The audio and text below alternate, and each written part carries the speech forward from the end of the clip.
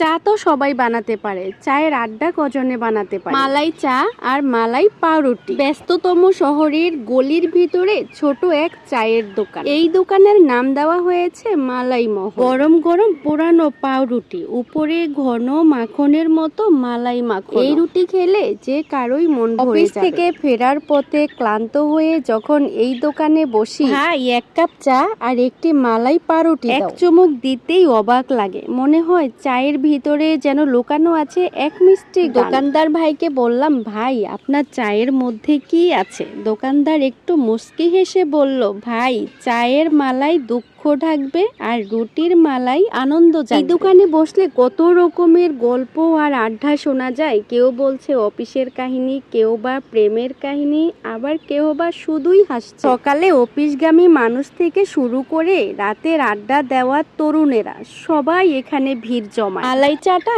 শুধু মনোমুগ্ধকর চা নয়, একটা জাদুকরী চা। মালাই চা আর পাউরুটি না খেয়েও যদি এই দোকানের পাশে দাঁড়িয়ে থাকি, মানুষের গল্প আর হাসি দেখলে এমনিতেই মন ভালো হয়ে যায়। আর এখানে সবচেয়ে মনোমুগ্ধকর পরিবেশ হচ্ছে মাটির পাত্র ব্যবহার করা হয়। এক কাপ চা বানাতে বেশ কিছু সময় লাগে ওনার, কারণ এক কাপ চায়ের মধ্যে কত কিছু অ্যাড করা হয় আপনি নিজে না খেলে আর না দেখলে বিশ্বাস করবেন না। আমার মনে হয় এই দোকানটির একটি নাম দেওয়া উচিত। আমি এই দোকানটির একটি নাম দিতে চাই, অর্ধেকেও পূর্ণ সুখ। দোকানের চাচার একটা বেশ গুণ আছে, সবার সাথে হাসি মুখে কথা বলে। আমি চাই শহরের ব্যস্ততম সব গলির মধ্যে এরকম একটি স্টল থাকুক, যেই চা খেলে শুধু শরীর নয় মনেরও প্রশান্তি লাগে। আমি আমার জীবনে চায়ের নানা রকম পাত্র দেখেছি, কিন্তু এরকম একটা মগের মধ্যে এভাবে চা বানানোটা আমি এই প্রথম দেখি। আল্লাহ হাফেজ।